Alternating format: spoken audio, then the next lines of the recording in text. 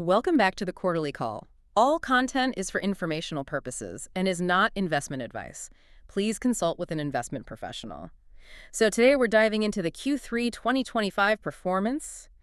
And, well, it wasn't just good, was it? It felt like a real step change, almost a surprising jump in growth. And maybe more importantly, they laid out this really ambitious strategic plan alongside it. Looking at the numbers, it's not about just getting back on track. It feels like they're hitting real scale now. That's exactly right. That's the core message they pushed. And honestly, the numbers really scream it. Q3 was genuinely an outstanding quarter. It shifted the whole story towards record performance, driven by sheer volume and efficiency. Just to kick things off, trips grew 22% year over year. 22%. Yep, that's the fastest growth they've seen since 2023. And when you're talking about a base that large, that kind of acceleration, well, it makes you sit up and take notice. Yeah, 22% on a global operation that size is. That's pretty wild. Where did that come from mostly? Was mobility, the ride-sharing part, the key driver there? Absolutely. Mobility trips specifically really accelerated.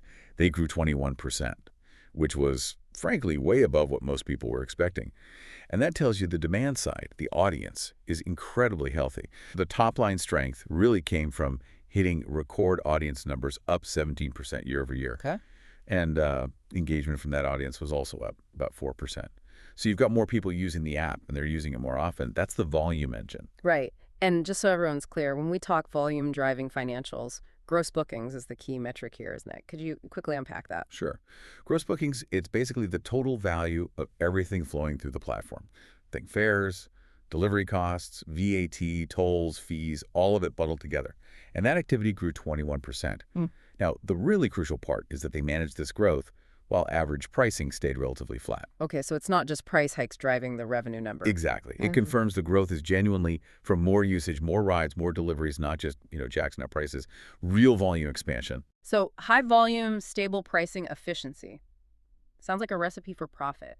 What did that mean for the bottom line? It meant record adjusted EBITDA and record free cash flow.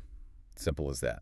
Adjusted EBITDA. Let's just quickly remind folks why that's important for tech companies like this. Right. It's earnings before interest, taxes, depreciation, and amortization. It strips out some of those big non-cash accounting items and gives you a clearer picture of the actual operating profitability.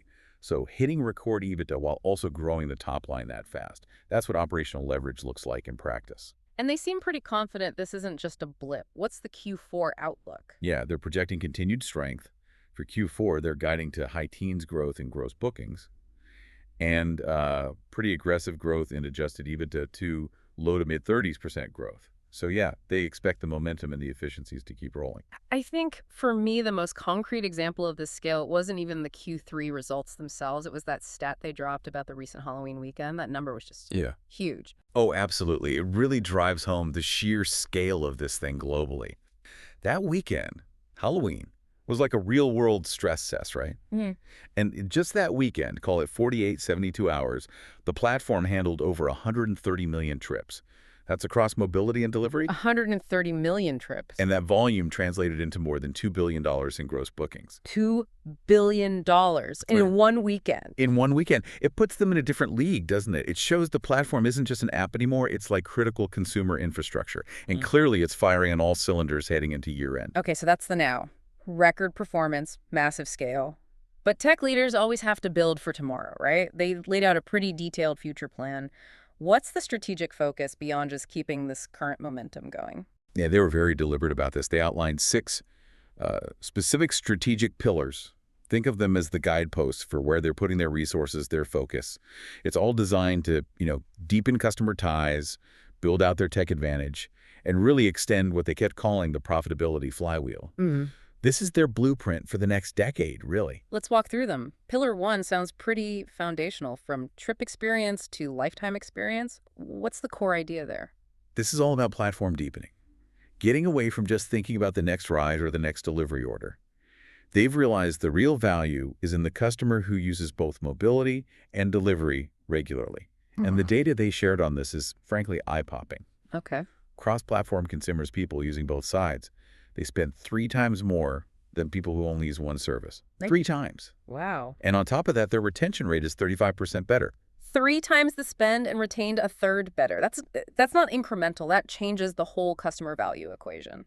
Completely. It transforms the customer lifetime value, or LTV. So Pillar 1 is laser-focused on making sure everything encourages that cross-platform behavior, turning transaction users into loyal platform users. Okay, Pillar 2 is the big tech play, building a hybrid future. This is their autonomous vehicle strategy, right? Exactly. This pillar defines how they see AVs fitting in. It's not this sci-fi vision of replacing all human drivers overnight.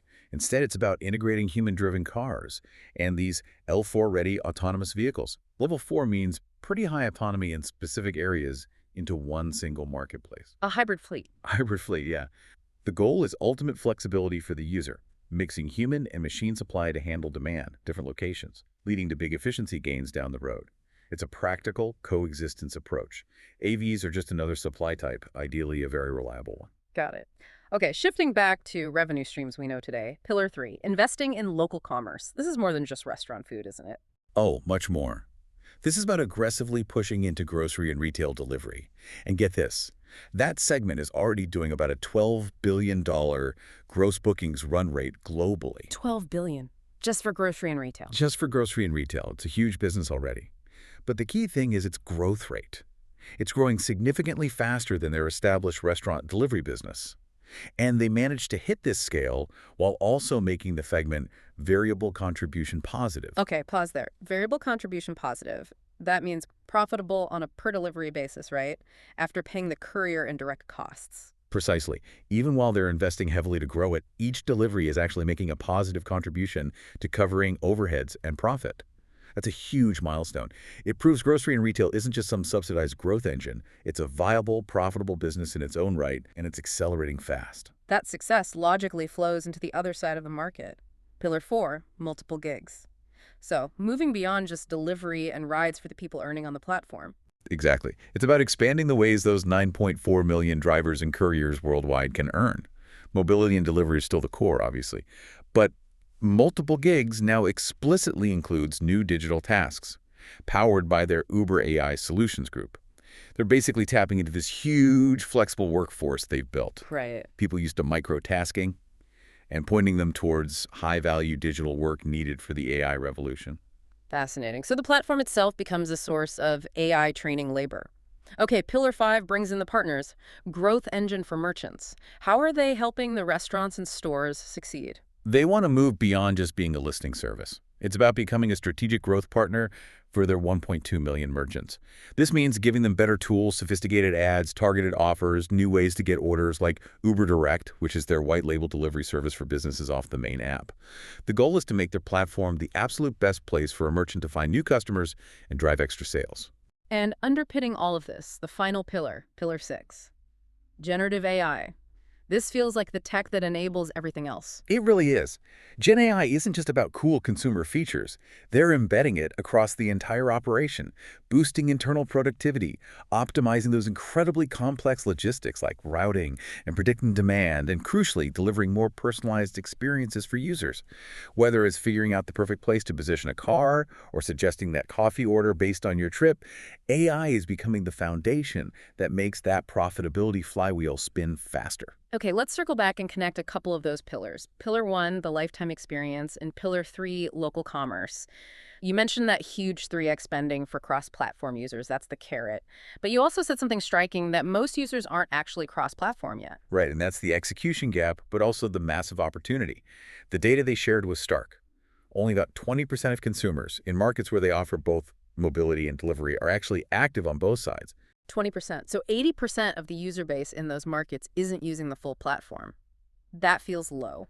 Why the gap? It does feel low, and they acknowledge it. Part of the pushback could be, is it just selection bias? Maybe the heavy spenders naturally use everything anyway? Right. But they're betting heavily that it's not just selection bias, that the platform convenience drives that extra spend. And the pillars are designed to force that connection. Look at the specific numbers they gave.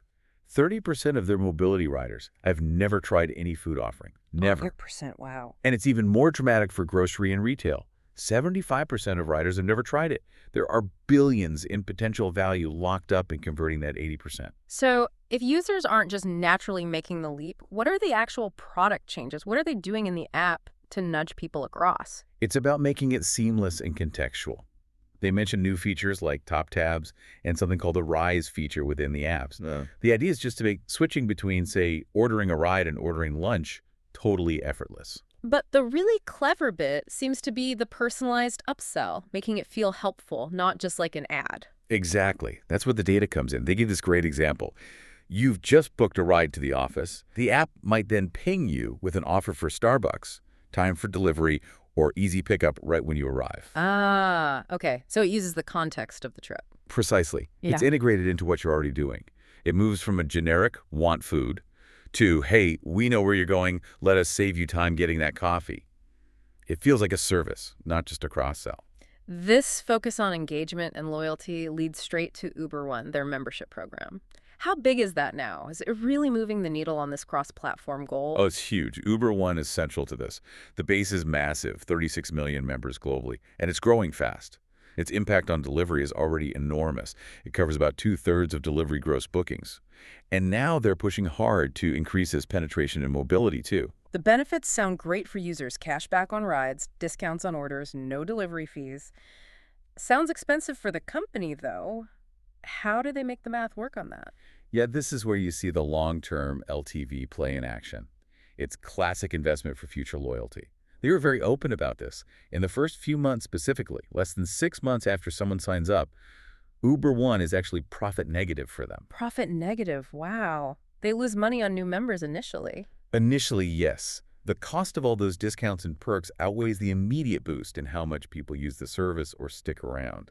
So why do it? How does that investment pay off? Because the picture flips entirely after that 6-month mark.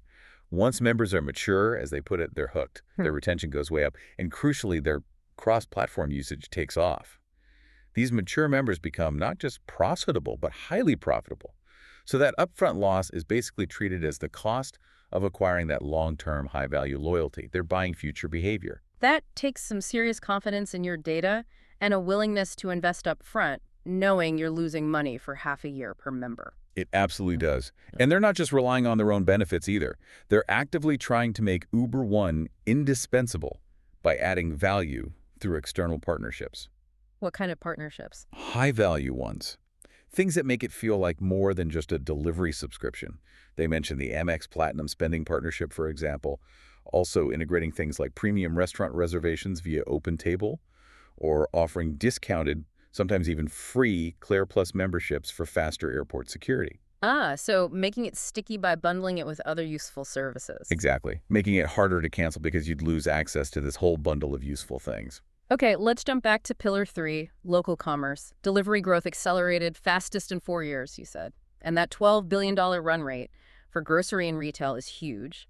How important is that specific segment to the overall health of the delivery business? It's absolutely vital, not just because it's growing fast and, as we said, is now variable contribution positive, proven they've cracked the complex logistics of grocery, Right. but they also see grocery and retail as a powerful customer acquisition tool. Think about it. People order groceries much more frequently than restaurant meals, typically. True. So, by getting people used to the platform for groceries, a high-frequency necessity, they build the habit of using the platform for delivery in general. Once you trust it for your weekly shop, ordering takeout seems like a small, easy step. It uses necessity to embed the service into daily routines. That's smart, using the harder logistical challenge as the gateway drug, essentially. Mm-hmm. Okay, let's shift gears dramatically now, away from loyalty and delivery towards the really long-term tech bet. Pillar 2, the hybrid future in AVs. The NVIDIA partnership sounds like a big deal here. It's huge, potentially one of the most significant long-term strategic moves. The NVIDIA partnership is all about creating the foundational tech for AVs at scale. NVIDIA is building something called the Hyperion Reference Architecture. You can think of it as like the gold standard blueprint for making a car Level 4 autonomous ready. L4 ready. Remind us what Level 4 means practically. Level 4 means the car can handle all driving tasks and monitor the environment without human intervention, but only under specific conditions, usually within a defined geographic area, a geofence. Hyperion provides the computing power, the sensor specs, the software framework needed for that. And NVIDIA is making this available to any car maker. Why? What's the end game with standardization? NVIDIA wants to be the standard tech stack underneath these future AV fleets. The vision management painted is incredibly ambitious. They're talking 10 years out. Maybe every new car sold could be L3 ready for personal driving. but also L4 ready if the owner wants to let it operate on a ride-sharing network like theirs. So creating a massive potential pool of autonomous supply. Exactly. Cars that can be easily plugged into their network. And it's not just theory. They announced a concrete first step, a deal with Stellantis for 5,000 vehicles built using this NVIDIA tech. That's the start of the scaling plan. Okay, but why would a car maker or fleet owner choose this platform for their expensive L4 vehicles? What's the unique selling point? Economics. Mm-hmm. Pure and simple. They're very confident based on their modeling and early data that an L4 car running on their network will earn more money per day than one running elsewhere or on its own. How? Because of their network density, their demand prediction, their routing algorithms, their ability to manage that hybrid human AV fleet efficiently, they believe they can keep those expensive assets utilized better than anyone else.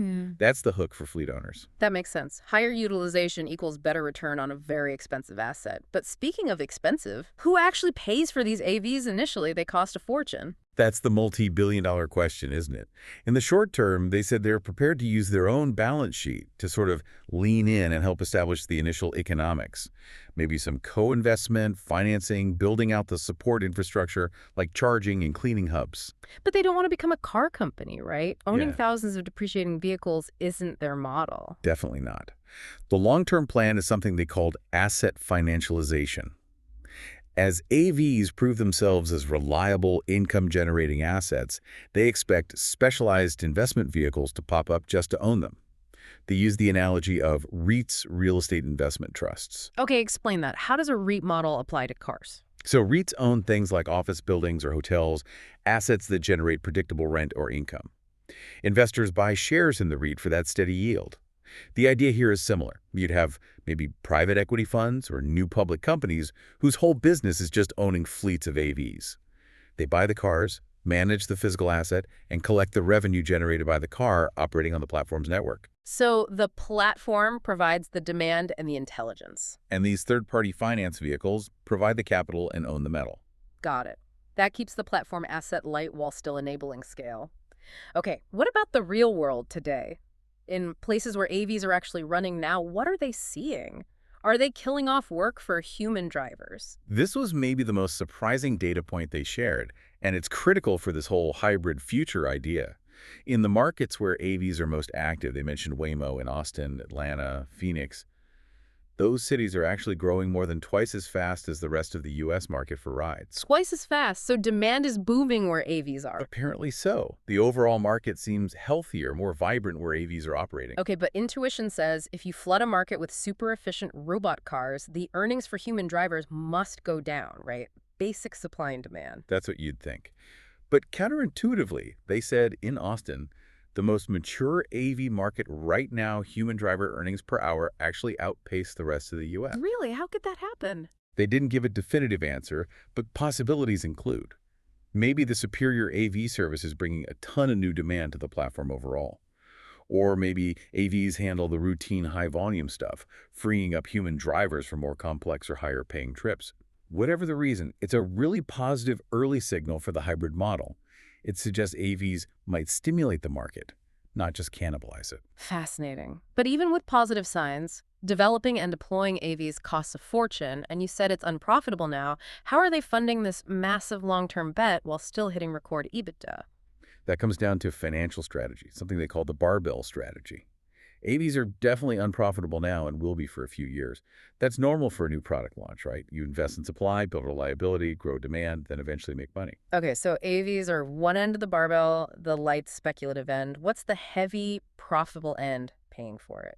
The heavy end is their established high-margin premium products.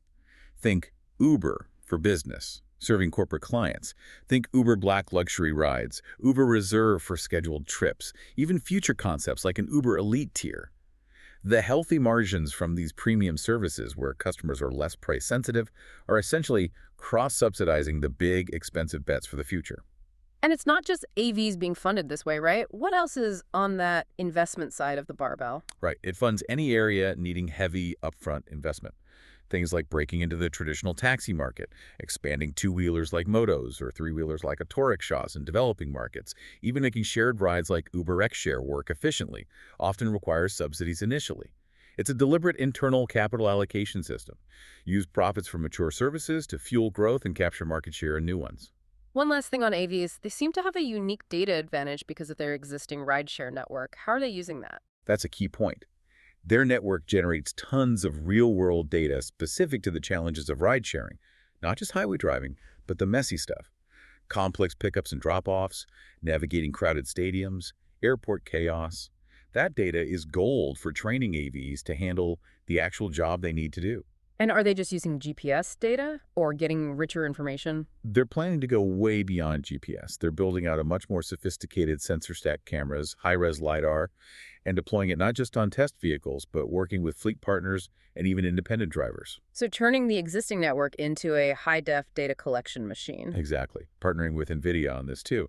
It allows them to gather that really specific, nuanced data needed to make AVs work reliably in those tricky urban environments and do it at scale. Okay, let's pivot back to the financials. Record profitability, strong margins. You mentioned Q3 adjusted EBITDA up 33%, hitting a 4.5% margin of gross bookings. Yeah, 4.5%, which was up 40 basis points year over year.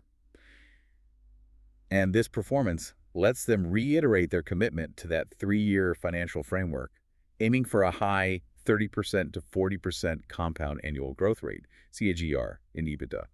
That's serious, sustained growth. And all that profitability is throwing off a lot of cash. A huge amount, almost $9 billion on a trailing 12-month basis. And they're actively using a good chunk of that cash to buy back shares, reducing the share count and returning value directly to investors that way. Here's a question, though. If they're so profitable, why did they say they're deliberately moderating the pace of margin expansion? Wouldn't investors want them to push that 4.5% margin even higher, faster? That's a key strategic choice, they explained. They feel they've proven they can deliver profitability, pointing to how delivery margins went from low single digits to nearly 4% already. They can squeeze out more margin points now, but they're choosing to reinvest some of that potential margin back into growth, specifically into things that drive long-term market share. So it's less about the margin percentage right now and more about growing the total dollars of profit. Exactly. They want analysts and investors to focus on the year-over-year growth in absolute profit dollars. This gives them the flexibility to invest sequentially in things like affordability, making rides cheaper to drive volume, and acquiring new customers, especially through that grocery and retail channel. Yeah. It's a trade-off, maybe slightly lower margin today for what they believe will be much higher absolute profits and market dominance tomorrow. Makes sense. Now let's talk about a huge cost historically. Insurance. They made some big claims about achieving massive savings here, potentially hundreds of millions of dollars. That seems like a tough nut to crack. It is tough, and they detailed a 3-part strategy that really seems to be paying off. First was legislative wins, which takes a lot of lobbying effort. They had success in places like Georgia and Nevada, but the biggest impact was in California. California's huge for them. What changed there specifically? They managed to get the required coverage limits for uninsured or underinsured motorists reduced significantly for their platform. It used to be up around $1 million in exposure sometimes. They got those limits brought down to $60,000 per individual, $300,000 per accident.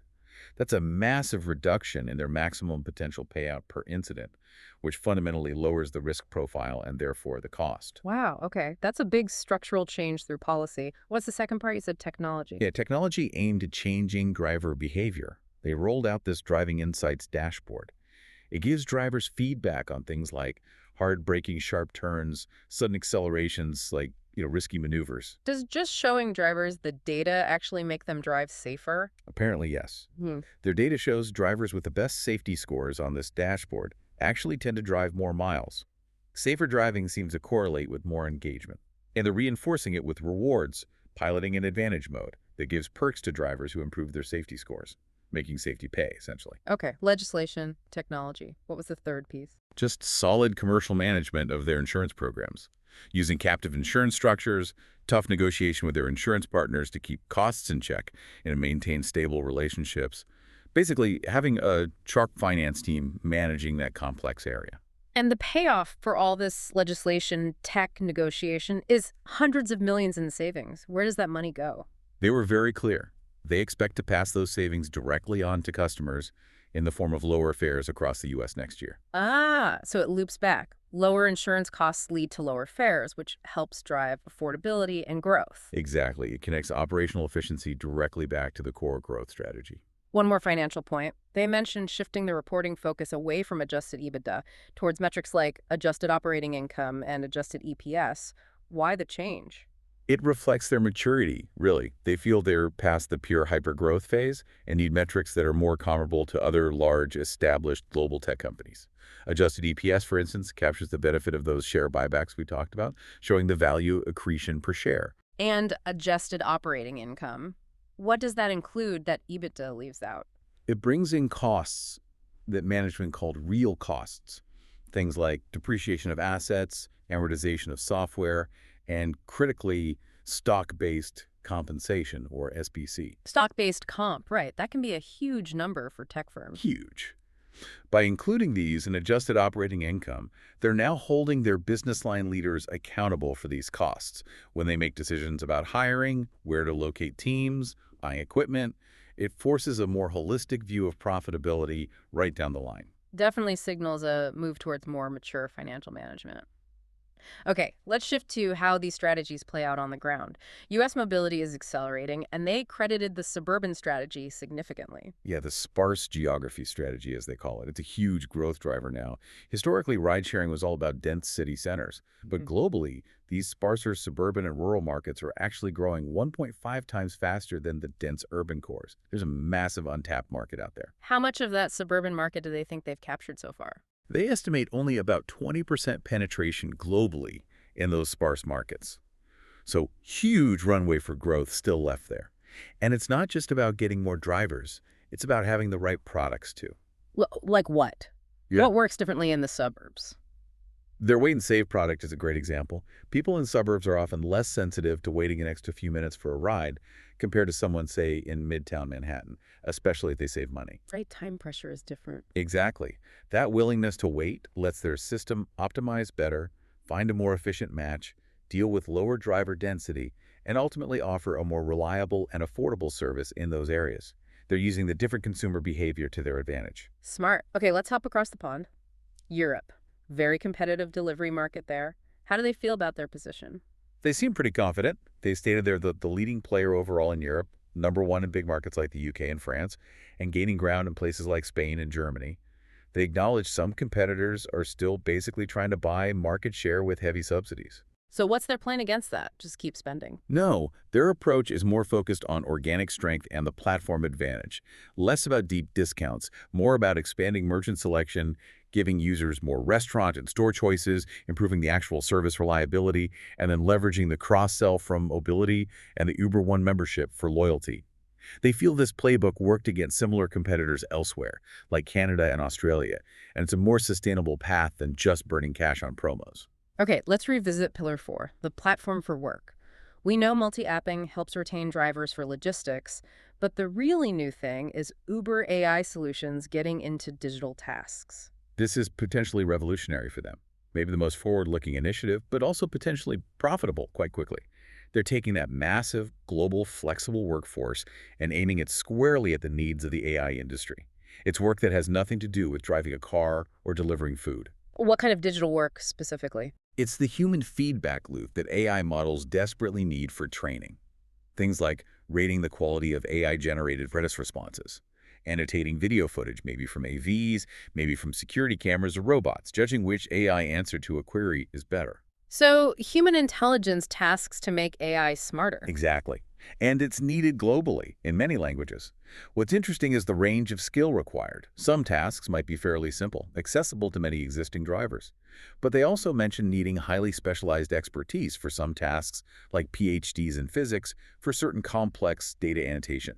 And those roles obviously pay much better. So it becomes a marketplace for specialized digital contract work, too. Potentially, yes. It could attract a whole new segment of highly skilled workers to the platform, alongside the drivers and couriers. It's a fascinating potential new line of business, leveraging their existing infrastructure. Truly expanding the definition of the platform. Okay, one last pillar check. Pillar 5, helping merchants grow. The Toast partnership sounded like a key example. Yeah, the Toast deal is a great illustration. Toast is a major point-of-sale system, especially for restaurants in the U.S. The partnership aims for super smooth integration. How does it make life easier for a restaurant owner using Toast? It means if you use Toast, getting your restaurant onto Eats becomes almost automatic. Menu updates, photos, even basic marketing setup can pull directly from the Toast system. It cuts down hugely on the manual work and errors involved in managing menus across different platforms. Makes sense. Saves the restaurant time and hassle. What's in it for the platform, beyond just easier onboarding? It's a win-win. They get smoother access to the huge number of restaurants already using Toast in the U.S. But they also hope to help Toast expand internationally. They have a much stronger, more mature footprint outside the U.S. than Toast does currently.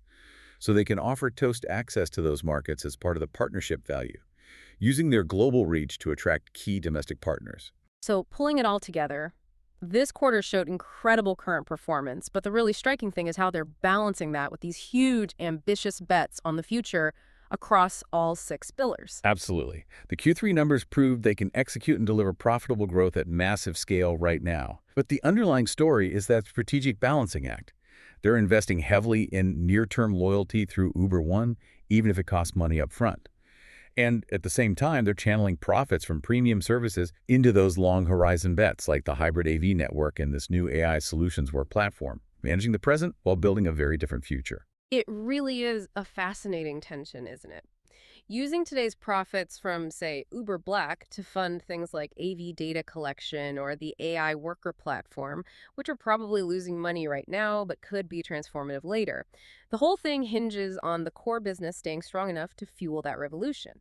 It leaves you wondering, for the future of the platform, what's the most transformative piece? Is it that shift in finance, the idea of asset financialization where they don't even own the AVs eventually? Or is it the pivot into being a platform for general digital work through AI solutions, totally changing what it means to work on the platform? That's certainly something to chew on. Thank you so much for tuning into the Quarterly Call. For more episodes, please remember to rate and follow our show. Until next time, stay curious and stay informed.